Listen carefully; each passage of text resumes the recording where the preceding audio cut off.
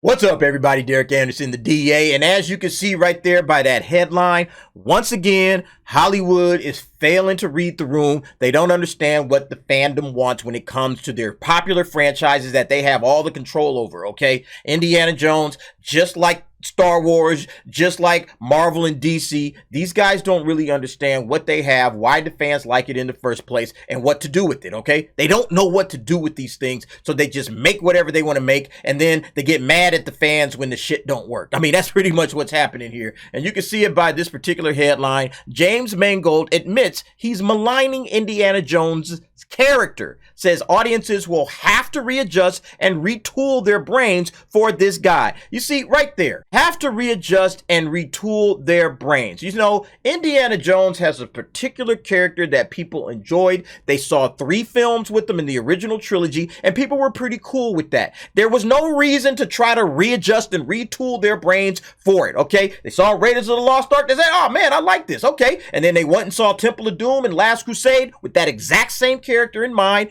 Everybody was happy. Oh, but now we got to readjust and retool our brains. We got to not see the character that we love. We got to try to figure out if we like this new character, okay? Because you're just basically creating a new character, and you're going to slap a whip on him and a hat on him and a jacket on him, and you're going to try to call him Indiana Jones, okay? And people ain't going to go for it. People are simply not going to go for it. They're going to be like, that's not Indiana Jones. I don't know who the hell this is, but it ain't Indiana Jones. Let's go ahead and check this article out, of course. This is on Bounding in the Comics. Indiana Jones and the Dial of Destiny director James Mangold admitted what many feared that he, Disney, and Lucasfilm would do to Indiana Jones. They are maligning his character in a similar fashion to how Rian Johnson did to Luke Skywalker. Exactly. Showed a guy in a Luke Skywalker, you know, it looks like it's Mark Hamill out there, right? You know, he says he's Luke Skywalker, but he's acting nothing like Luke Skywalker, okay? And then you saw what happened with that. But of course, as usual, Hollywood doesn't learn their lessons, okay? They just keep spinning the same kind of crap over and over again because, again, all they care about is the fact that you love Indiana Jones. We'll tell some stupid goofball story, and we hope you guys will come flock to the theaters to watch it. People ain't gonna buy this crap. People ain't going for it. Speaking with The Hollywood Reporter, Mangold stated, "We can't hide from where we are in our lives. None of us can, and neither can Indiana Jones." He elaborated, "I wanted to follow Harrison's own lead and simply deal with it straight on. It's not just a movie about a hero in his twilight years who is called back into action. It's more than just that his bones might ache, it's that his soul might ache." Fuck, man. Holy crap. Or that some of his optimism and sense of fitting into the world might have evaporated, he detailed. This is just complete bullshit, man. Complete bullshit. So Indiana Jones is basically, oh, you know, I got evaporating optimism now, okay? My optimism has evaporated because, you know, the world has changed. And, you know, this is, again, just modern Hollywood doing more modern Hollywood bullshit. It's just so frustrating. Mangold then justified his decision to malign the character, saying, "The mistake you can make in movies, and we've seen in movies like this, is where someone is of a ripe age, but the entire movie is continuing this charade along with them that they're not that old." Well, hold up, time out. Like, at this point, it's becoming clear that this cat doesn't understand, like, why people like heroes to begin with, the audiences. What is it about these audiences that love these heroes, okay? Indiana Jones is popcorn entertainment. That's what people are looking for when they come to see an Indiana Jones film. They're not looking to see somebody with evaporated optimism or any of this crap, okay? Somebody that's of a ripe age, but the entire movie is continuing along like they're living a lie, okay? That's not what people come to when they come to see Indiana Jones. People want to see what they saw when they liked this damn movie and this franchise in the first place, all right? What's so hard about this to understand? This is a ridiculous explanation. It's absolutely a ridiculous explanation. Just because someone ages does not mean that they would lose their sense of optimism or have their soul ache. That, I'm like, what the soul ache? What is that? Certainly someone like Indiana Jones would not act this way, especially after having seen the example of his father act in the complete opposite way. Yeah, like his father wasn't all unoptimistic in The Last Crusade. He was very optimistic, okay? Still fighting the good fight like heroes do. Just like I said in that previous video where I was talking about Christina Hodson and how this chick doesn't understand how to write heroes, okay? That, yeah, you got a hero. Heroes behave differently than a protagonist who might have all of these problems and issues that are going on because they're older now. Heroes are heroes. They're a different category of character, and you got to treat them as such. All right. You can't just write all of this crap into him. Well, you know, he's just some kind of confused, jaded old man. No, that ain't the character we came for. All right. I'll link that video if you guys didn't catch that. But I said the exact same thing about how Christina Hodson doesn't understand heroes, and apparently neither does James Mangold. Well, he understood Logan. I don't understand how he messed this up. It's just crazy.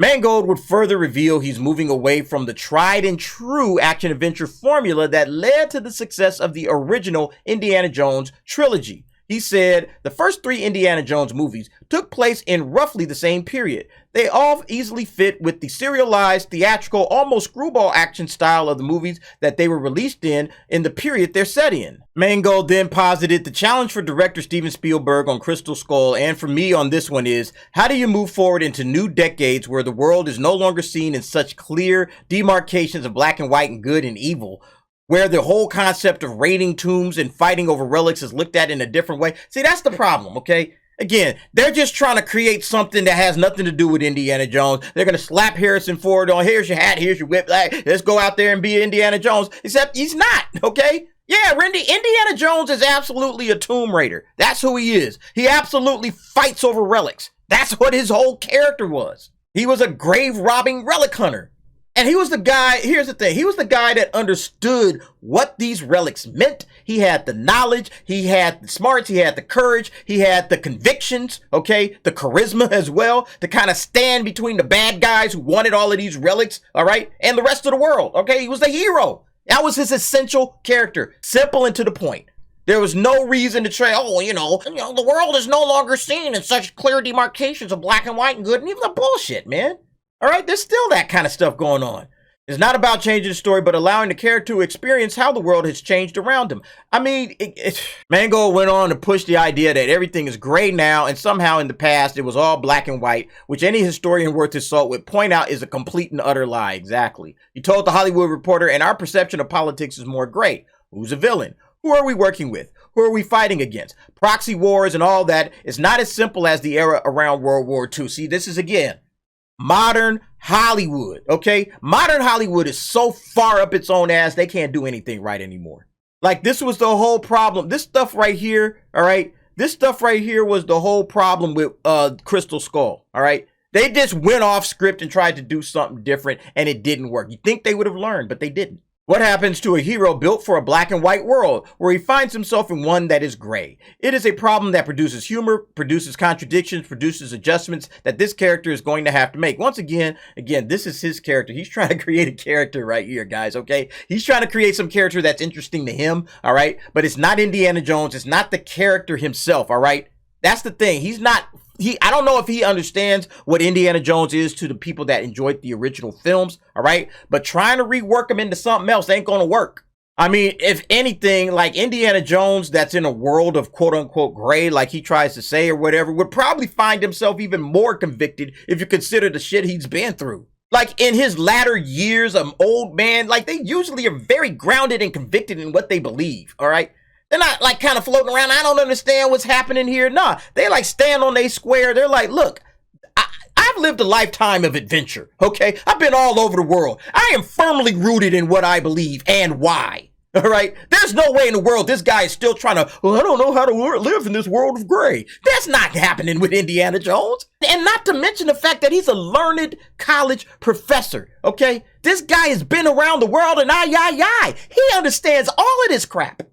I mean, this guy is, I don't know, man. Like I said, Hollywood is so far up its own ass. They cannot figure out shit at this point. This might be the dumbest thing Mangold tells The Hollywood Reporter. Precisely. The world has not suddenly become gray. Morality still exists. Good and evil still exists. They haven't all of a sudden evaporated in less than a century. Again, all of that being true, that ain't really even dealing with the character of Indiana Jones. Like he says here, look, a character like Indiana Jones would choose the right thing. He would still have a strong moral compass. He would still see things as black and white, as good and evil. He wouldn't buy into the idea that there's somehow a morally gray area, because there isn't. Exactly. Whether or not the world is turned gray really isn't the issue. It's what is Indiana Jones' response to that gray world going to be? And again, this man has been around the world, man. He's lived 1,000 lives.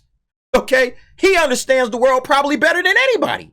All right, he understands exactly what's going on. He's delved into the deepest, darkest secrets. Okay, you mean to tell me that this guy, well, yeah, I'm just, how do I adjust to this gray world that I live in? Man, this dude probably out, man, I got this thing. Come on, let's get on to this adventure. We're going to knock this out in a couple of days. You know what I'm saying? That's how Indiana Jones would be. Like he says here, Indiana Jones is a man who came into direct contact with the Ark of the Covenant, as well as the Holy Grail. He fully knows well that God does indeed exist. Can you imagine if you came into contact with these things, okay? You've lived a life that brought you into contact with two of the biggest relics in the history of, scripture, religion, whatever, all right? And now you're somehow like confused by the moral grayness of the world. Get the hell out of here with that crap. Speaking to the fact that actor Harrison Ford will be de-aged, and the opening of the film shows Jones in his glory days, Mangold said it reminds the audience of the contrast between a hero in his physical prime and a hero at 70. That's fine. Like all this stuff is okay. If you want to start it off with him this way and now he's here, that's fine. I'm not tripping off of that. We're not solely relying on the audience's memory of the previous films. It reminds everyone of what he's done, what he survived, and what he's accomplished. But see, to show everybody all of that, and then to like backtrack and say, oh, based on all of this, he survived, he's accomplished this, he's done that. And now we're going to backtrack to some old man that doesn't understand what's happening around him. It's just utter bull crap. He then notes, by showing him in his most hardy and then finding him at 70 in New York City, it produces for the audience a kind of wonderful whiplash of how they're going to have to readjust and retool their brains for this guy. Listen, I don't care if you have this guy being 70 in New York City. I don't think that's the best version of Indiana Jones. It's certainly not the version that I would be trying to promote if I was in Lucasfilm. I would have recast Indiana Jones a long time ago. I know that's sacrilege, but I think the character of Indiana Jones, there's a lot of actors that could have donned the hat and the whip and then went out there and did it, okay? Fine that they're making it Harrison Ford. I'm not really tripping off of that. Just me personally, I would have recast him probably somewhere in the 90s and kept that series going back then. Dragging him out here and having him doing all of this stuff like this, honestly, it's just not going to be as good as the stuff that came before. And if it's not going to be as good as what the trilogy was, then why even do it? All right. Why even do it? I guess it's just some kind of passion project, okay, for Harrison Ford at this point, or maybe for James Mangold, always wanted to tell some kind of an Indiana Jones story. I don't know. But right now, I mean, just the way that they're talking about his character makes it seem like this is going to just be utter, absolute crap. Anyway, folks, what do you think about this situation with Indiana Jones? Sounded like some just jaded, confused hero that doesn't know his asshole from his elbow. You guys go ahead, get down in the comments. Let me know what you think about that. Thanks for watching. See you next time.